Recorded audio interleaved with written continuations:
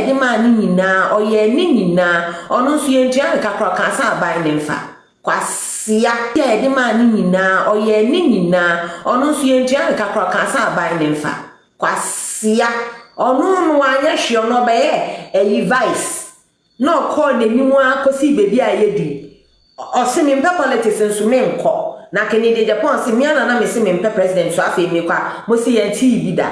Abronye wone wosie ni wabusuafo contract no ade na ma bedi bia anye ma na ase ho ade na ma bedi bia anye onipa ba akofo we pay 2 companies pe ba edwuma no according to you why ye ni na tia na muntia neka ojan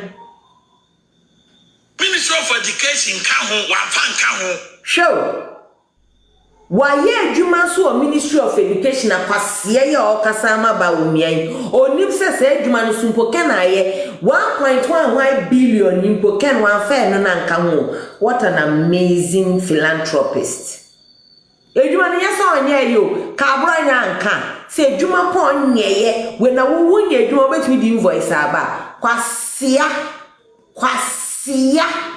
ejuma waye wosi odi mienu pempo ne bae wo be kan na ye se chese ken na mana na ma imagine o kan na ye se chese wo betime di se ejuma no pa do so mienu pempo ne ye 1.1 billion no one fair education account kwasia ba woni se education so na waye enu po wan fa kan ho wosi aden na mienu pe na oje no oye ni brini wonya aboa kwasia when you join them we be a studio amount ba o join chrono when to me ankwaje contract ye ne senya ken otumi ye ma de bia ye sesa ye de ma ono nko ano na otumi so nipo bragi say for once wa ma ye hu se na ken insem hunu no de bragi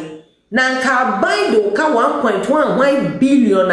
ken etumi aye din ken Inti wana na open na wodi wano echiche eyi abodamfo mepa acho I am more than calm. The voice of MPP eku amidase the voice of MPP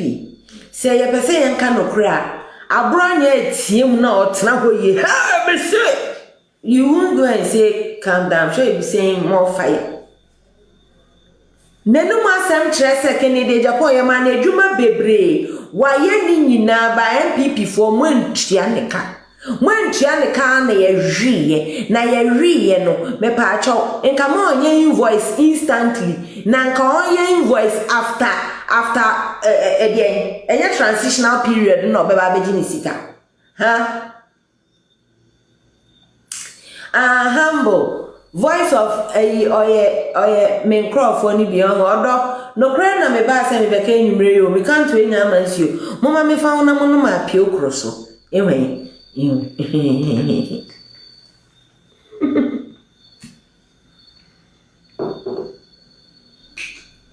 me kan sam manom ane me mba omega de onim se me di agro ni fie omega mama estimate ni bi enwa na me ha me nkope misika na me nkoye na sa busum half nimba half ya makodo minu ya me asome da me ndede ya Abronye so na mo aso bon se na me do me foster no me hu se mo so mo sori ana mo bom tisum pai se timi die na mo ye njai mo na me bom tisum pai se me sesa ha mo mo njai me chiwan inda mo ko eziza mo hwe won na wor bom pai me tumi ba baby am bom pai ba me hu won na echana pa wo mega metutu na hu me supplier ze tutu hu Abronye si Kennedy Japan edwuma ne zo ye omega tio oyeye na obeka bese kena ni otumi kan ne se Kenya ni bring so si ogis kenna we kwasia e wo se mo feri se edwuma no po ye ni nyina na se na Kennedy Japan otumi kana no si so ha inti se na ne wono de brag no po ye 2 billion hono ena ye den ka 1.1 akufu ado aban den ka woni feni twem kwasia odeka edwuma ye wanso se edwuma na kena ye no po edoso enso mienu pe no de ba ya aboanya wo no champo na ejino one betchmo one betchum na lestete baba ochina ode yeso life ni ye pa lestete chow onu no onyi kokwana moma ya yenkopa o mo chow so mo ntrese na o mo do na pa na mi krampo ma betina ha do me hu se mi mpehwe mi ni nkasada but ade e wo se mi nyen meye kwa me da ase humble me da ase moma yeti Abronye se o sheke ni nyonyam mukoti se o kasa twibre me na wo fa na ebufuo so mimi cheche ma obi nsa ase na o ka no e sheke ni nyonyam kwasi ampeni wa ba betina o nya ase bi beka mema me kan kire mu ampp for Canada Japan munim se na ye de ne ka 3 days wo ka so beka ase no kwasia edwuma no wanya nka ye tuae say nya mo ferry say 1 point who come mo asemi say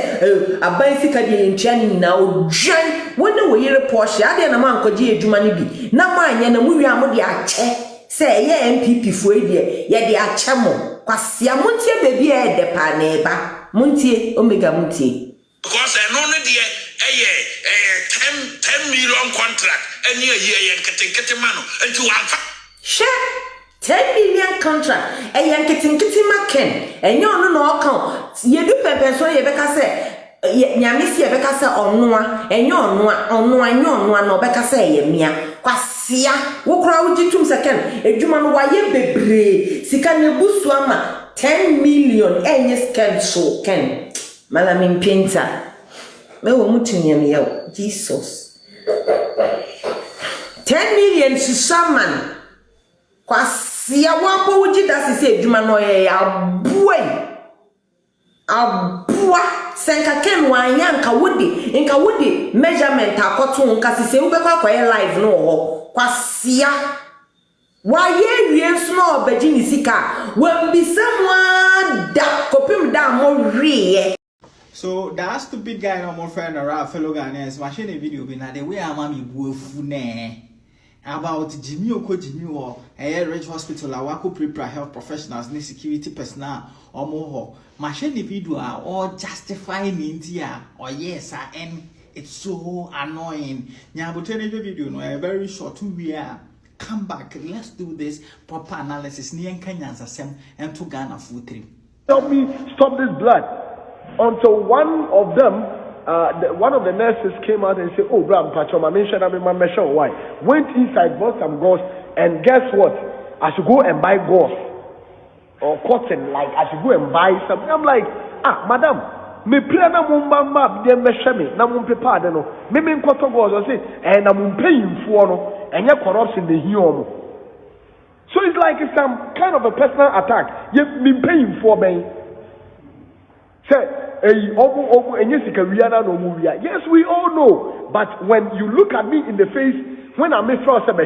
now catch me say, paying for why am I paying for? Right? And this was what got me triggered. Now so what's here after the year? Or say the entire man the bufu you on any boys, only giddy prepare health professionals in the security men no more no destructive and your hospital now activities are air costing and say nurse in na ko kan say na say mo mpani for no corruption and ehu hia mo wi sika. Now you see, let's step back a bit. Imagine say it was last year Ekufuado na year president MPP na what power and a wako hospital na nurse ni bia make statement we and Karafu ni bubefu and Karafu no be active violently like this. No, rather than call the camera be see nurse ni so no we die Ekufuado atem. I can say Ekufuado we wicked we ni pabone. Just say me ba hospital basic gosh cry yenya infantry team crew because say mu wia wo manzika and katemu akwa be die Ekufuado. But the situations have changed. And then the political party na ba bam the favorite person na your president. Enti wutie na o say yes minimum say omu wi sika. But